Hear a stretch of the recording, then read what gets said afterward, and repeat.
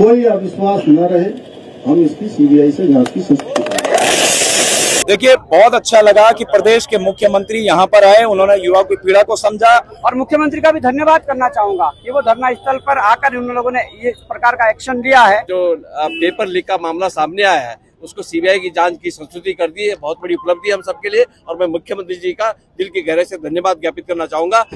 एक ही संकल्प है कि आप लोगों की जो परीक्षा भर्ती प्रक्रिया है वो पूरी तरह से पारदर्शिता पूर्ण होनी चाहिए। दिल बड़ा करके आप लोगों के समक्ष आए हैं, हम सबके लिए बड़ी बात है। अगर 3-4 सालों की मैं बात करूं तो अभी तक 25,000 लगभग नियुक्तियां संपन्न हो चुकी हैं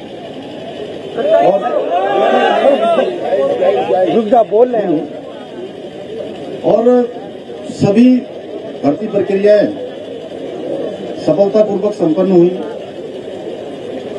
एक भर्ती में जो एक प्रकरण आया है उसके लिए आप सबकी तरफ से कहा गया मुझे कि भाई इसकी जो है भर्ती प्रक्रियाओं की जांच आप सब लोग चाहते हैं कि सीबीआई से होनी चाहिए। तो मैं यहाँ पर ये आप सबके समक्ष कह रहा हूँ कि किसी प्रकार की कोई संदेह आपके मन में न रहे, कोई अविश्वास न रहे, हम इसकी सीबीआई से जांच की संस्तुति करें।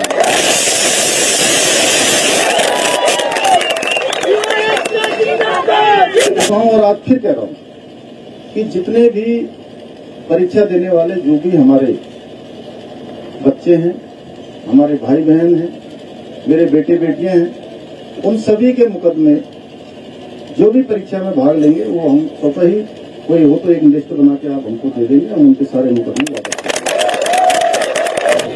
तो इसलिए आप लोग जो है बिल्कुल कोई शंका संदेह मत रखिए, किसी प्रकार की शंका संदेह रखने की जरूरत नहीं है। मैं भी आप लोगों के साथ हूँ, आप लोग अकेले धरने पर नहीं बैठे, मैं भी आप ही के साथ यहाँ पर आया हूँ और हम सब लोग मिलकर देखिए भर्ती प्रक्रिया भी अच्छी करेंगे, राज्य भी हमारा पूरे देश का सबसे अच्छा राज्य बने।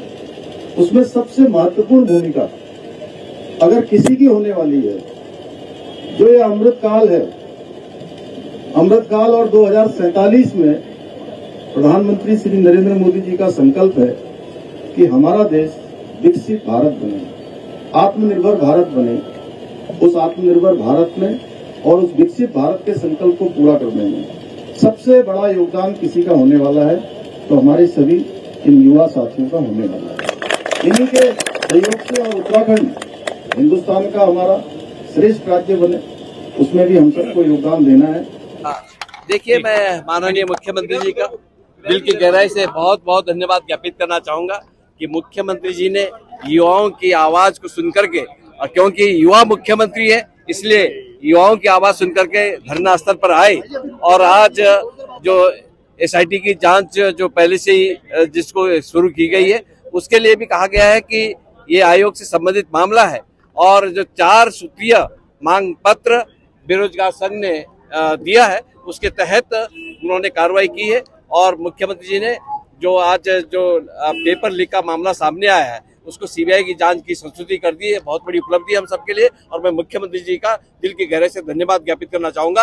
और युवाओं से भी ये अपील करना चाहूंगा कि आप अपना धरना प्रदर्शन समाप्त करते हुए अपनी पढ़ाई को ध्यान दें। देखिए, बहुत अच्छा लगा कि प्रदेश के मुख्यमंत्री यहाँ पर आए, उन्होंने युवा की पीड़ा को समझा और सबसे बड़ी बात हुई है कि युवा और अभिभावक जो एक तरह से ये चाहते थे कि इस परीक्षा को जो है, इस परीक्षा की सीबीआई जांच होनी चाहिए, वो आज मुख्यमंत्री जी ने यहाँ पर जो है उसका संज्ञान लेकर उसकी संस्तुति जो है बेरोजगार संघ के लेटर पर दे दी है। तो इसका मतलब है प्रदेश में सीबीआई आ रही है।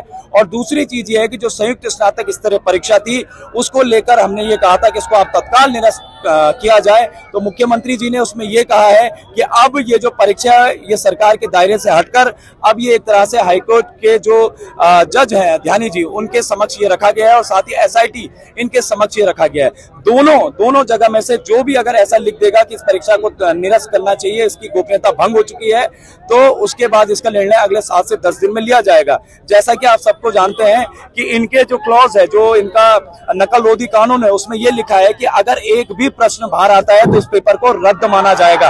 तो इसका मतलब यह है कि यह परीक्षा भी अगले 7 से 10 दिन में निरस्त होने वाली है। और तीसरी मांग जो हमारी ये थी कि प्रदेश के युवा जो एक तरह से कई समय से डिमांड कर रहे थे, जो आंदोलन में आते हैं, जो धरना प्रदर्शन करते हैं, उनके मुकदमे भी मुख्यमंत्री जी ने आज वापस लेने का निर्णय लिया है। तो कहीं ना कहीं बहुत अच्छी बात है कि प्रदेश के मुख्यमंत्री यहाँ पर आए और युवाओं की बड़ी मांगे सुनी। देखिए, उत्तराखंड बेरोजगार संघ ने अभी 4 मांगे रखी थी।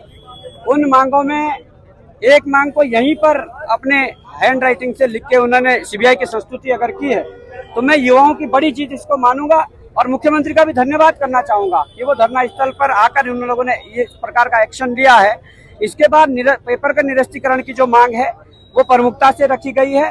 सीएम साहब का ये कहना है कि एसआईटी या जो हेड है उसके एसआईटी के यूसी ध्यानी जी, उनके द्वारा जो आयोग को लिखित में रूप में भेजा जाएगा कि इस परीक्षा में नकल रोधी कानून के अंदर जो 5वां क्लॉज है उसका उल्लंघन हुआ है, उसके तहत ये परीक्षा लीक है और इस परीक्षा को निरस्त किया जाना चाहिए। ये जैसे ही लिख के भेजते हैं, मुझे लगता है कि आयोग को भी इस पर लेटर परीक्षा को निरस्त करने का जारी कर देना चाहिए।